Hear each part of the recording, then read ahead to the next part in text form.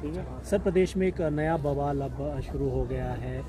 मुर्गे पर, जो जंगली मुर्गे पर वो बवाल शुरू हो गया है। सर, पिछले कल जो डिनर में जो जंगली मुर्गा परोसा गया है मुख्यमंत्री को, आपकी क्या प्रतिक्रिया है? एक और बार हिमाचल प्रदेश देश में चर्चा का विषय बन गया है। और अभी समोसा प्रकरण अच्छे से जो है वो प्रकाशित तो हुआ नहीं था, और उसके लिए तो प्रदेश को नेशनल अवार्ड मिलना चाहिए, और अब दूसरे अवार्ड की ये तैयारी कर रहे हैं। और जो सोशल मीडिया पे ये पूरा का पूरा जंगली मुर्गा प्रकरण वायरल हुआ, उससे साफ दिखता है कि हिमाचल प्रदेश की सरकार की क्या गंभीरता है।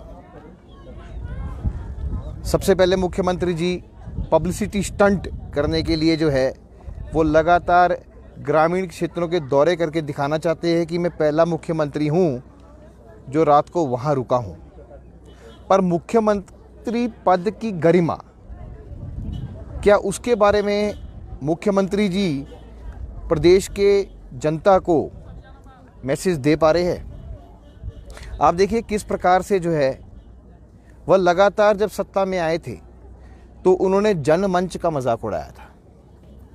और जनमंच तो वो सेवा थी जो जनता की सेवा थी, और वहाँ पे जो है लोगों को चपातियाँ और सब्जियाँ खिलाई जाती थी।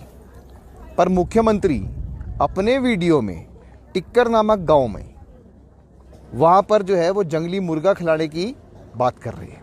अब देखिए किस प्रकार से मुख्यमंत्री जी ने वहाँ डीएसपी को भी ऑफ़र किया कि आप मुर्गा खाएंगे।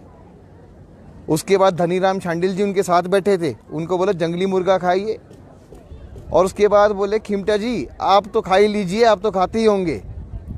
तो इस प्रकार का जो वीडियो वायरल हुआ है उससे हिमाचल प्रदेश के मुख्यमंत्री पद की क्या गरिमा रही है और उसके ऊपर क्या चर्चा पूरे हिमाचल प्रदेश में आज की डेट में हो रही है। एक बार फिर हिमाचल प्रदेश जो है वो चर्चा का विषय बन गया है, और वो भी मजाक और हंसी का पात्र बन के रह गया है। ऐसे प्रकरण जो है वो शर्मसार है। और ख़ासकर जब हम हिमाचल प्रदेश को देवभूमि कहते हैं, जहाँ देवताओं को पूजनीय माना जाता है, जानवरों को पूजनीय माना जाता है, उसके ऊपर इस प्रकार की टिप्पणी, और वो भी गांव में किसी के घर पर। इसके उपरांत वाइल्ड लाइफ प्रोटेक्शन एक्ट का मैं यहाँ जिक्र करना चाहूँगा कि वाइल्ड लाइफ प्रोटेक्शन एक्ट 1972 में बना था और 2022-23 में संशोधित हुआ था। उसमें साफ लिखा है कि जंगली मुर्गा एक शेड्यूल्ड कैटेगरी बर्ड है, उसका शिकार नहीं किया जा सकता, जहाँ की प्रदेश में जो है शिकार पर प्रतिबंध लगा हुआ है। और आप वहाँ पर सरकारी मेन्यू में आप प्रकाशित करते हैं कि जंगली मुर्गा मेन्यू में डिनर में चीफ गेस्ट को और लोगों को दिया जाएगा। तो यह तो आप देखेंगे कि मुख्यमंत्री की भी खामी है, प्रशासनिक अधिकारियों की भी खामी है, और जब समोसे पे जांच बैठी है तो निश्चित रूप से जंगली मुर्गे पे भी जांच होगी, और उसमें जो है वो कमियां पाई जाएगी कि आपने जो है मेन्यू जो प्रकाशित किया उसमें जंगली मुर्गा लिख कैसे दिया। तो एक के बाद एक ऐसी घटनाएं हो रही है जिससे हिमाचल प्रदेश लगातार जो है वो शर्मसार हो रहा है, और हिमाचल के लिए ठीक बात नहीं है। तो मेरा मानना ये है कि मुख्यमंत्री को इसमें कड़ा से कड़ा संज्ञान लेना चाहिए।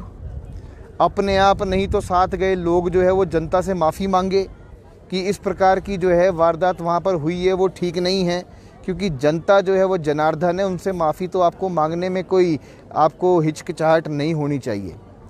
तो कुल मिला के यही प्रकरण है, और इसके लिए भी मैं मानता हूँ कि हिमाचल प्रदेश की कांग्रेस सरकार को अवार्ड मिलना ही चाहिए।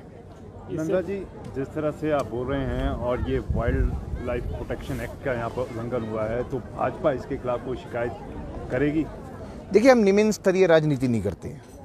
वैसे तो इसके अंदर प्रावधान है कि 3 से लेके 7 वर्ष के लिए जो है सज़ा भी सुनाई जा सकती है, और एक गंभीर आरोप है। आपको याद है कि इस तरह जैसे बोर हंटिंग है, उसके ऊपर भी कई भारत में जो है वो डिसीजंस पहले आ चुके हैं।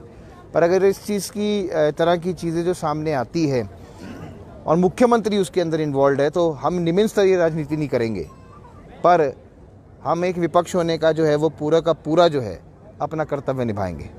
इससे पहले नंदा जी जनमंच कार्यक्रम को लेकर जब पूर्व में भाजपा की सरकार थी, कांग्रेस कई सवाल उठाती थी, तो अब ये जो कार्यक्रम कांग्रेस सरकार की तरफ से शुरू किया गया है तो इसमें क्या जनता की समस्याएं हल हो पा रही हैं? क्या कहेंगे, क्या लगता है इस तरह से कार्यक्रम हो रहे हैं? देखिए, पॉलिटिकल टूरिस्ट बन बैठे हैं और मुख्यमंत्री पूर्ण तरीके से पॉलिटिकल टूरिस्ट दिखाई दे रहे हैं।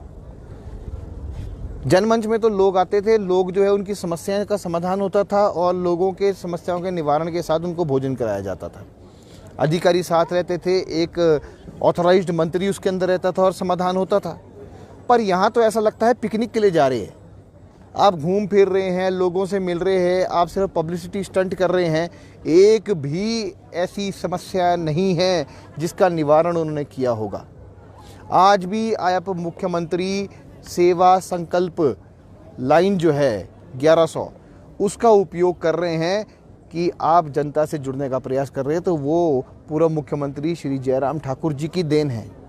आपने कुछ नहीं किया है, आप केवल मात्र सैर सपाटे के लिए आए हैं, झूठ बोलने के लिए आए हैं और जनता को गुमराह करने के लिए आए हैं। और इस प्रकार की चीज़ें जो है वो लगातार भारतीय जनता पार्टी के आरोपों के ऊपर मोहर लगा के उसको सत्यापित कर रही है।